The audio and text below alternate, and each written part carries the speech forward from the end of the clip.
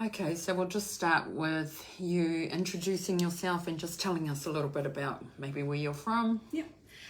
So my name is Chelus. I am 23 years old. Just me and my partner Journey. I am from Poldinga, which is in the far north, just outside of Kaitaia. And yeah. Man. And what makes you want to share your story on Let Me Speak campaign? So when I did see the campaign posted, I guess I just jumped at it because she would have been 5 this year, and I think my mahi between then and then now, I just felt comfortable enough to really share her story and even details that most people don't know. Yeah. So you just feel like now's the right time? Yeah. It's kind of now, or I guess like never, I wouldn't really go in depth again. Yeah. I haven't much since. It's kind of been jibs and jabs between people as well, and obviously people have been afraid to ask me. Yeah. Just the whole taboo of the whole subject, you know what I mean? No, well, we're real honoured to be able to hear your journey. So with that being said, where does your journey with childless begin? So just turned 18. A surprise pregnancy, definitely unplanned pregnancy. At the time, I just settled in with my now whāngai family. Yeah. So, I was scared actually, I was like, my life is fucking over, like, sorry for my language, but I just remember thinking that, like, I've still had so much trauma that has happened in my childhood. I hadn't even healed from that. Yeah. You know what I mean? So it's just so much. And now you got to grow up real quick. Yeah, exactly. It's some serious business having to deal with the baby. And their first anything having to do with this baby actually was I went to family planning to actually see if I was able to get an abortion. Yeah. Because that's how freaking scared I was, I wouldn't tell anyone. The person who actually took me to the appointment, she didn't know why I was going to this appointment, you see.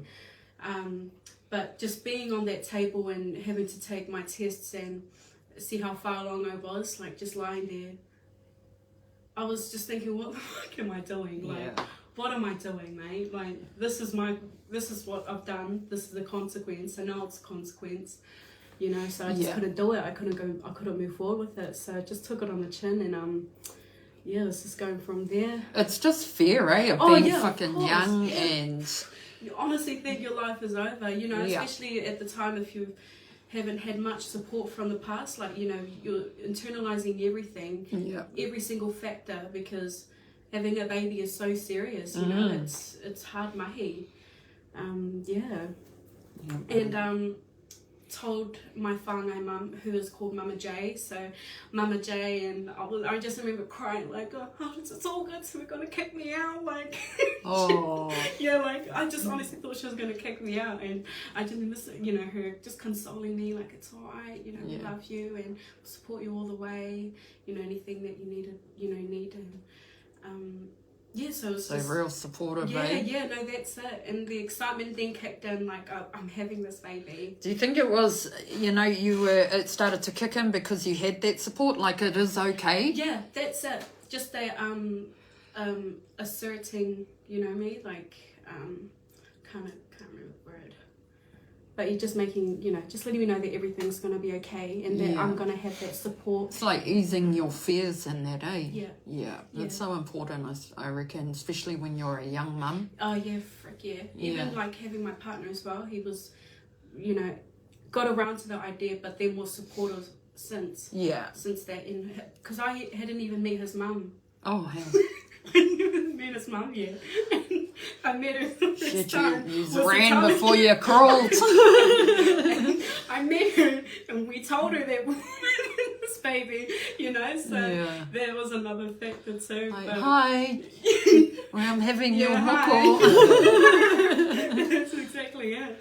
Like, hi, nice to meet you. Like, no choice, gang, I'm in the family. Exactly. So it was exciting from there, telling my friends and that. But then it was just leading up to the gender scan or the anatomy scan. Yeah. What how many weeks? 19 or 20? Or... I think I was around 20 or 22 mark. So I went there. She didn't say anything. Like, she gave me the gender, yes, which I was excited for. Having a baby girl, like, you know, and you feel like you already know the gender before you actually. Yeah. How was the pregnancy leading up to that? Morning sickness. Crazy, yeah. Oh, it was every day, all day, every day. And at the time, I was actually studying like a certificate in fashion makeup at Welltech. Wow. And yeah, and I was having to go to a course and then just spew my guts out before I go into class. Like, Oh my yeah, God. it was horrific. And I think it was stopped at, around the 20 weeks it stopped. So I had like morning sickness from the get-go right up until like that gender, like, you know, around the time. So, yeah. Anyway, so the gender scan, the lady didn't give off anything. She told me it was a girl, you know, just the excitement, you know, went over me. And straight after that, actually, Is that what you were hoping for? Oh, I mean, I don't know my journey, but I wanted a girl. And we went to Kmart and we bought a few, you know, baby blanket and you know, just the excitement of it all. So, and well, we thought that was a day until the midwife had called. And they found a few like abnormalities. So there was 3 things. She was going to be born with club feet, and she was quite small considering the amount of weeks she was. Yeah. And then her nasal bone was missing. So the midwife came over to properly then explain everything. Fucking, they could tell all that from the scan. Just from the gender scan, yeah. And like even that, well, what's wrong? Like, what's happening? And my midwife, you know, Chelus, it could be nothing. It could be nothing, but we want to get you booked in to that Wellington hospital just to get some tests done, because those symptoms are often, you know, for Down syndrome as well, which is trisomy 21. So they booked me in, or even much more, you know, fatal. So, so that's why they booked me in for Wellington, and oh, my excitement just went like straight down the hill after that, because it's like, bro, like, what have I done wrong? I remember just like crying like profusely, like, what have I done wrong? Like, I'm still so fucking young. And you know, and even the testing at Wellington, we had a meeting. There was like a few pediatricians, a few doctors as well, just to talk about the possible outcomes. Oh, it was me and just Mama J. But were you still hopeful? Yeah, I was. You know, you have no choice but to. I mean, we ain't church goers, like, you know, I mean, I love worship, but we really had to hold on to faith. Faith, yeah. You know what I mean? Because it's all you got, you know. But at any time during that, was it even a possibility that, you know, of the worst case? Nah. Hey. You just never thought of it. Like, you know, you think, oh, again, it could be nothing, or Down syndrome, which again is another thing you have to accept. You know? Or another journey in itself, actually. So yeah, just talking again the possible outcomes. It could be nothing. They said it as well. It could be nothing, Chelus, or Down syndrome could be another possible outcome, or Edwards syndrome. Again, so the yesterday's story with Alana or Elise, recorded all with Edwards syndrome. Again, rare but fatal syndrome. It's so rare for a baby actually to live past the age of 1. And so at this point, you know, you just kind of stuck there, and I'm like, well, it's not going to be that. So you know, just and did that amniocentesis as well. So, and that was painful. Like, what is it? It's just this fat needle that, you know, they say they test that amniotic fluid around baby. Yeah. And I just remember like just trying to turn away, and I just stopped breathing because my stomach was just going up and down this needle every time I breathed. Oh, like, fuck! It was just so fat, like, you know. So it was really painful, the amniotic fluid test. Fuck. And they did tell me as well, like, we just need to make sure as well that baby doesn't move, because once that baby's pricked, you know, it could bring on miscarriage, you know. So I had to stay completely still and just like a statue. Yeah. So that happened, and then that was it, you know. So just kind of hoping for the best, but somewhat preparing for the worst at that point. So you've had that, you know, that test there. Now you got to sit there and wait to find out. That's got to be fucking hard. Oh, it was hard. It was really hard, because, like, we just couldn't enjoy the pregnancy, like, just with everything that was happening. And I really just wanted to enjoy that this was our first peppy. It's probably a thing of you don't want to get fucking excited and know that you're going to you know, you don't even know what the fuck's going on, eh? Yeah, exactly. And then a few days later, I remember it was a Wednesday, because on Wednesdays we used to have like these youth dinners, and we'd go to, you know, someone's house and have dinner there. And I remember it was that night, and Mama J had gotten a call as well from the doctor in Wellington confirming it was Edwards syndrome. And were you like, what the fuck is that? Fucking distraught. Like, I just want to think, like, what? Like, again, like, what the fuck have I done wrong here? Like, you know, like, having to go to this dinner and things like that. They asked me if we were, you know, able to go to this dinner, and I thought it was, like, just kind of, you know, courage, I guess. You know, be courageous enough to tell and break this to our youth family, because we loved them. We were so close with them, you know. But it was just horrible, like knowing that this baby that you dreamt of, like, you know, you got the idea. You've envisioned this whole future, you know, with. You started your mindset of growing up, I guess, you know, and start envisioning your life around this baby from then on, you know. So it just shot again right down, you know, the whole excitement. So we broke it to our youth family, and again, just tears all around, you know. But then that journey from there was just horrible, leading up to that birth. And my mental health was just not, it was getting out of control, like, you know, like, just not enjoying my pregnancy. I guess I just didn't want to get too attached to the baby, like, and that's what I was thinking. Was quite horrible to think, but you just, how can you with this news? You know, you don't know what's going to happen. Was she going to survive it? Was I going to miscarry? Was she going to survive the birth or the labour? Like, and I would think that another thing would be that you have absolutely no control over what the hell the outcome's going to be, eh? Exactly. So we're just kind of left with so much questions, but having to wait until everything happens. We still set up her nursery, like, at least just wanted to experience those moments, you know, like, you know, my stomach growing big, and just being able to experience those things was just really beautiful, like, and I at least wanted to stay positive about. It was it's fucking horrible, the whole experience leading up to the birth, I guess that everything happened from there, from the birth. When did you go into labour? I was 35 weeks. So even with the syndrome, it is quite common for you to, you know, carry full term. And were you going in for regular checkups? Like, like the midwife will still come around and check me and things like that, but they weren't doing like intense monitoring as well because of the outcome of the syndrome anyways. Was baby hard out moving and kicking? Yeah, baby, I've only got like and that's another thing, I didn't take as much photos as I wanted to do while pregnant, like just because of that, which I wish I should have done now. So I've only got like a few photos and like a video of, you know, baby kissing my puku, but nothing. And baby was still kicking and, you know, growing, like, you know, So you went into labour at 30... 35 weeks. So the morning of, I remember just waking up and thinking, I just need to go to the toilet. But as I was going to the toilet, like, I thought I was pissing myself.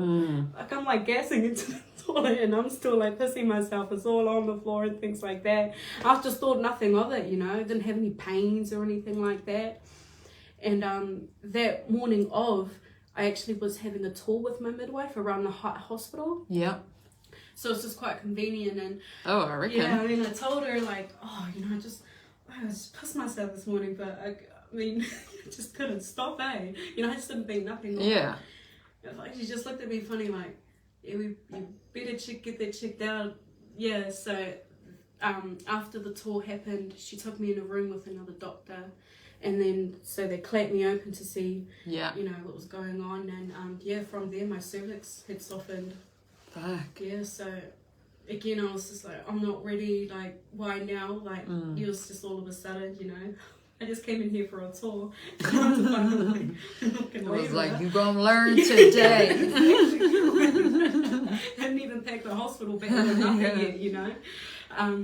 So they gave me the option of, you know, you can wait another week until it naturally is brought on, or we can induce you tomorrow and it'll be all go from there.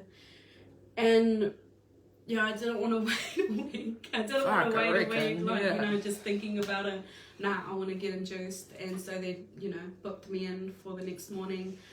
And yeah, around like 5 we have to be there to be, you know, to start taking everything. And yeah. And what was that process like? Oh, it was okay. I ended up getting the epidural, which was again painful. Like, yes. Oh, I think it's what's added to my back problems today. But like, to be honest, like, but it was good because like once it's done, like it's just chill out. You're you know, good, you've got a piss tube there. You don't know when you're going to toilet. You know, so you just kind of going through the motions of it all. You know, so. But again, it was quite scary. Mama J had come in and Journey. I didn't want too much people there. Yeah. Like, yeah, I don't know. It's just, I think I was just a bit fuckama as well with everyone seeing everything. Yeah. You know, so yeah, it was just us three and yeah, just going through the motions and waiting and stuff. And then yeah, had her around night. They didn't monitor. I didn't have the monitor or anything like that or anything actually, because you just don't know. So yeah, no monitoring or anything. And then the labour, it was beautiful. Like just having the honour of even having a baby is just such a privilege. So I really was like, this pain is just so beautiful. Like it obviously was painful at the time. But like you think, wow, what an honour to be able to experience this. Like pushing her out naturally too. Yeah, that was really beautiful. You know, well, Jenny had the wrap at all. Like I was swearing at her or anything because I was getting a cramp. So you know, during it too. Like you better lift that leg up. Yeah, so, better work. Yeah, exactly. One had, you know, Jenny had one leg and Mama J had the other leg. Yeah, and so we'll go from there. And yeah, I had her, and it was just quite quick. You know what I mean? And we didn't hear her cry, and that scared me first because normally babies cry. She didn't cry, and waiting, she cried. She cried, and I've actually got a video as well. So the hospital sorted out through SANS, the Heartfelt organisation, I believe, organised a photographer to come down and. Sounds like they're fucking good, eh? Like, oh, they're beautiful. Honestly, man. they're not like I had my last baby 9 years ago. Fuck, there was nothing any of the sort. Oh, man. No, that's crazy. They're sounding like they're fucking really good, man. They really like, it's just for the love of it all, you know. Yeah. It's because it's that's all you have left at the end of the day when you think of it, you know, everything that's happened, and then all you've got is the photos and the videos and the memories that, you know. So I think that's why it was beautiful, you know, that she took so much photos, and as soon as baby was born, I got to hold her for a bit, but then she had to go straight to the skaboo, straight on the breathing tube and the feeding tube, and just she was nearly like 2 pounds, but she seemed bigger than that, which was crazy. And I think she looked just like her dad. Aye. Yeah. I wouldn't say his lips though, but but she was beautiful. Really hairy, like she looked like a gorilla. Like, she was so hairy, like everywhere, you know. But it's like, wow, we created that. Yeah. You know, like just living in the moment of it all, like just finished, you know, having such a beautiful, you know, labour and things like that, and you know, her going to the skaboo, because obviously they had to check if I was okay, you know, internally and things like that. And yes, she her heart, she had some heart problems. So over the course of the 2 days, we had just constant skin to skin. Man. You know, there was not much. We were quite selfish with the time that we had because we just wanted every single moment with her. Yeah. We wanted to make every single second count. Mm.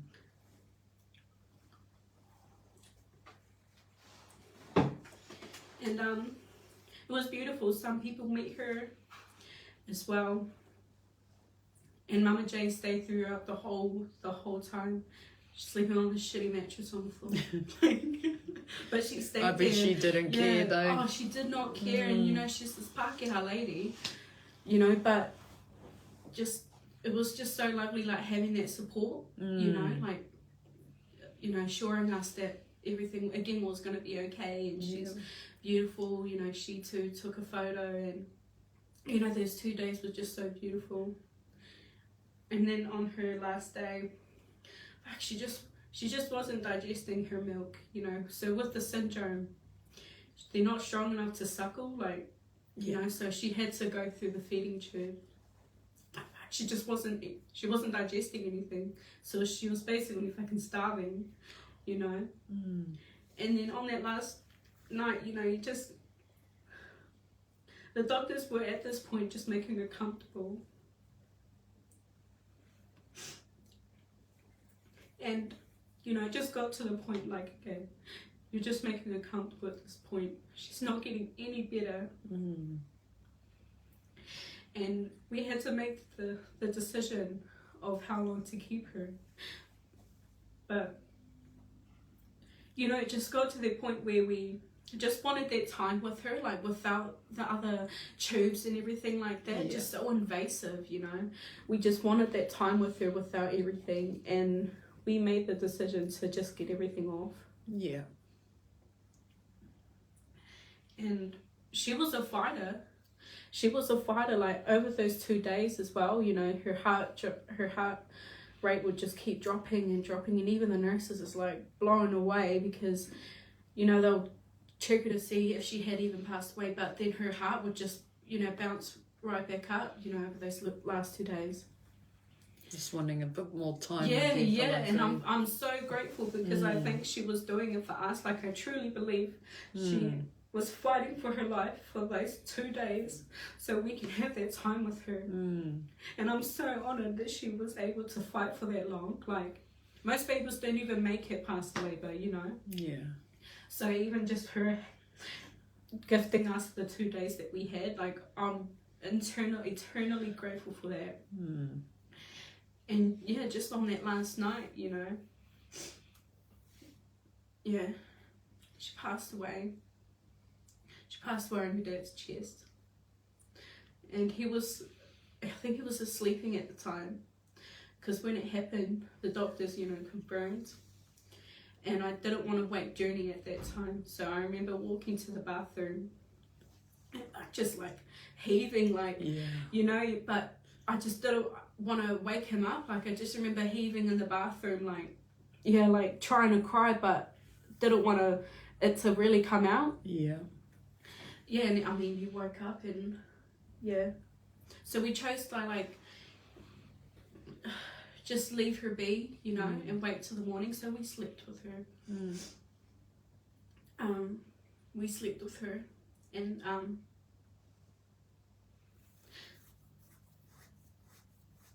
like, the next morning, because you're still, like, it's just been fresh, like, you know, you're still healing yourself and having to deal with this as well. You know, it's just so much happening, and having to make decisions when you're just like, I'm not even accepting this yet. Like, can I just fucking wrap my head around it still? And just that journey from there, even the tangihanga process, I just wish it was so much different, because at the time there were people threatening to take her back up to Paoringa. And it was people that were just blood to me. They were blood to me, you know.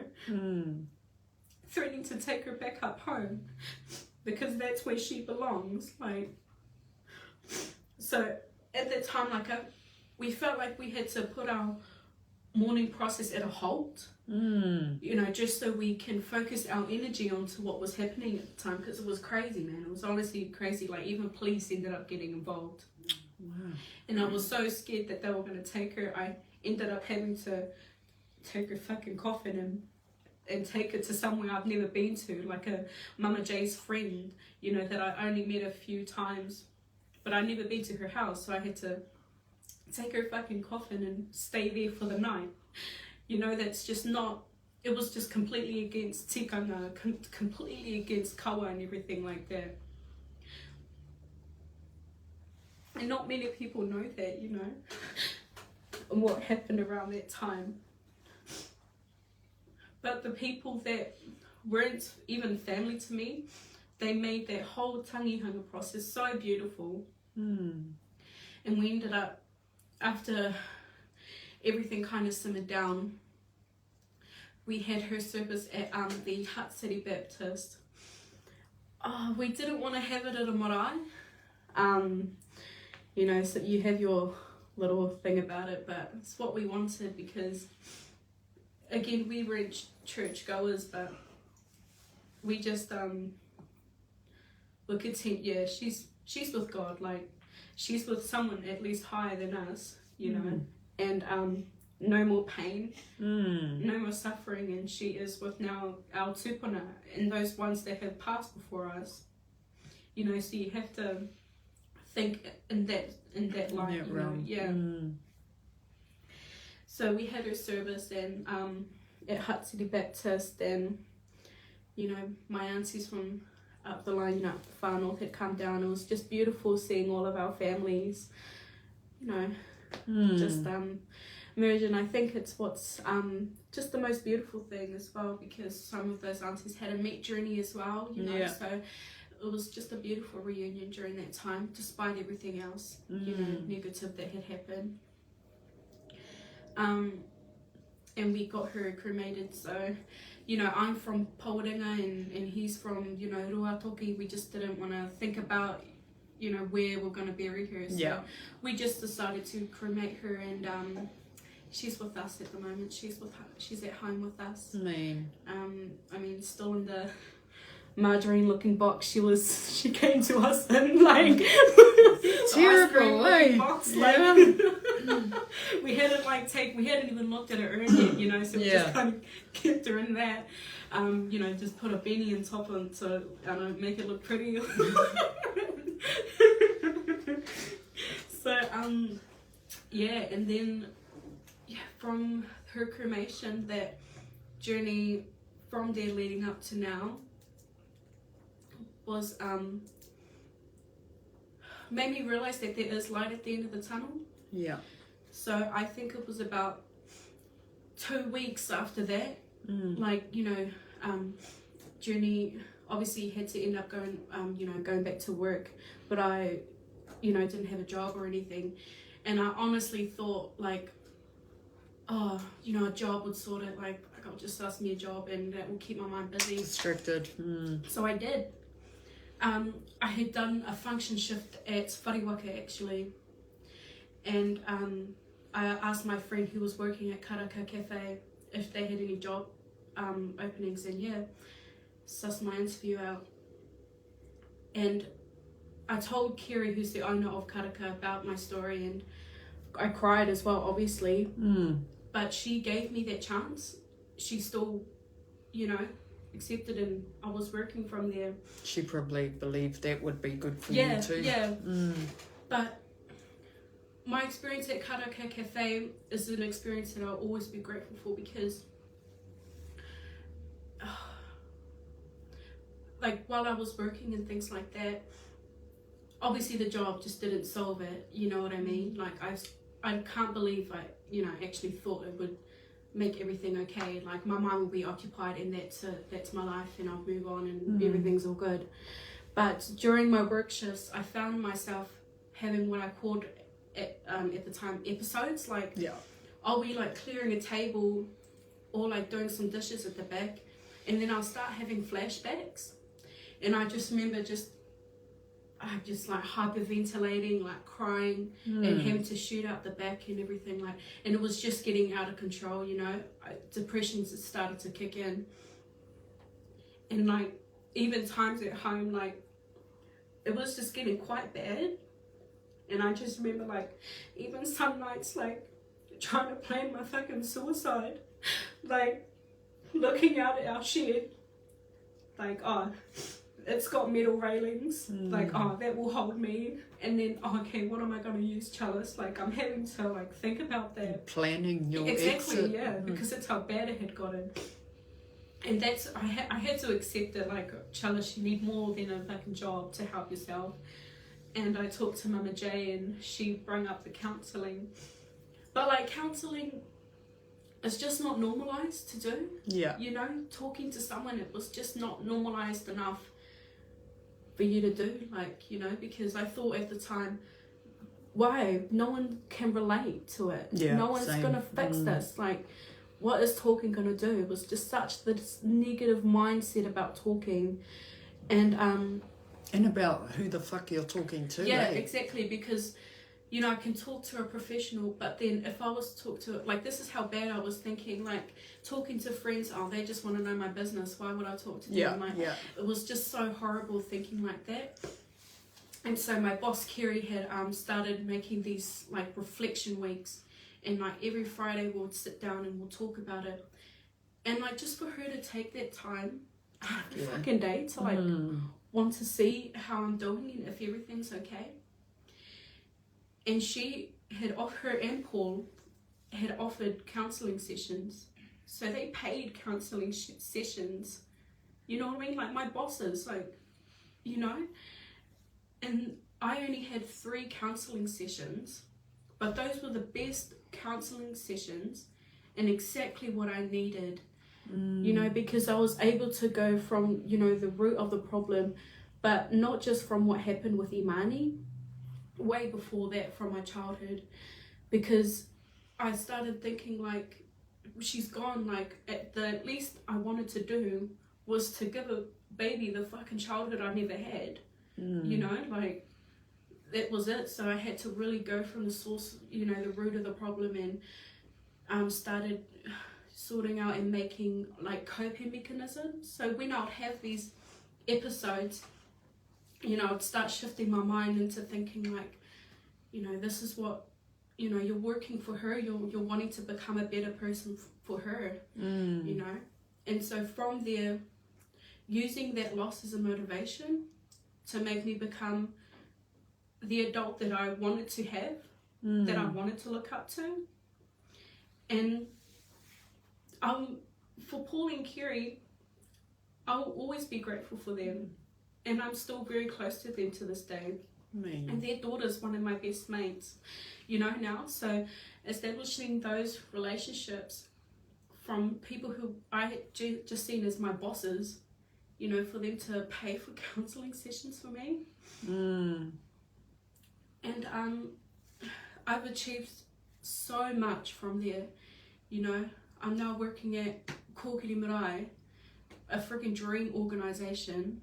You know, I'm now in my 2nd year of freaking my bachelor's for Māori Performing Arts.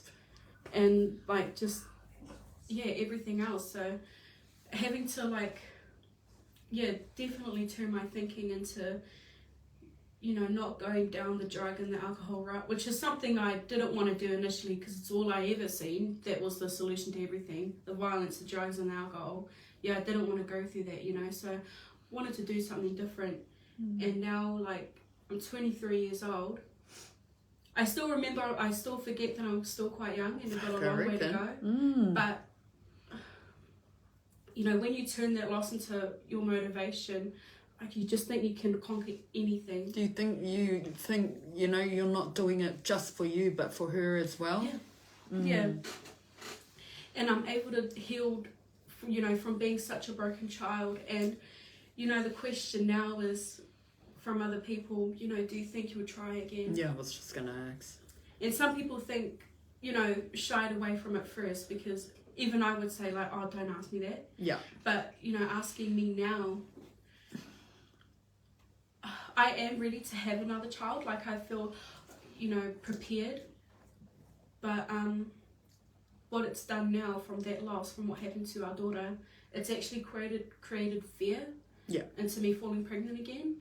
Like, I get scared of even thinking about it, because I know if it happened, like, just... Is it the reliving it? Yeah, that's it. And I'm so scared it's going to happen again, and it puts me off of even trying. Yeah. Like, but I'm not on any contraception or anything like that, so if I could go... If it happens, then you just get a baby whether you like it or not, just let it happen naturally. Yeah. See, I know that's when I got pregnant last year, and I was fucking scared. I thought I was okay, like, yep, I'm ready, and then I, found out I was pregnant, and then I was like, holy fuck. Emotions, eh? Yeah, and it was just the fear of reliving, and for me, it was... I was getting scared of that baby coming up to the age Alaska passed away, which was 16 months. But then for me to have the miscarriage at fucking 12 weeks, open up a few wounds, man, exactly. So, yeah, and it is a fear. From there as well, recently my brother and his partner has gone through the same thing. And just watching it happen, because I was there throughout the process of, not the birth, but while she was in the incubator and everything like that, right up into her ascending, Like, it was like I was watching me.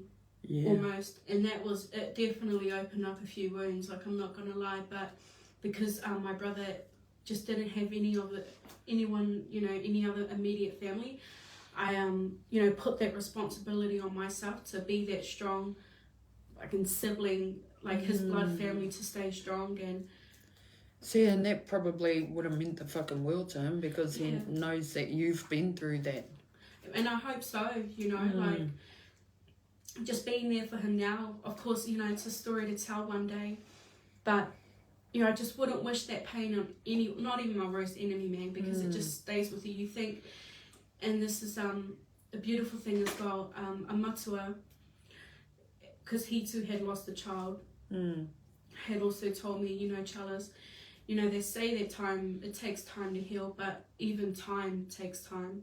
And it doesn't make sense if you look at it, broadly, but if you really think about it, like that's so true. And that saying has just stayed with me since he blessed our house. And Alright. Well, before we wrap this up, do you have anything else that you want to share? What advice would you give someone who could be going through this now? Just take it day by day, allow yourself that time to grieve, and it doesn't, don't care about how ugly you look or anything, because that's what I do as well. You take that time to just fucking cry. Yeah. Because when I'm home alone as well, that's what I do. It's like, the neighbours probably think I'm like fucking crazy, but I just straight up cry, because you feel so much lighter at the end of it. You try to keep yourself busy, but at the end of the day, that mum eye is still just throbbing, So just cry. And it's not just your blood family that will be the best support.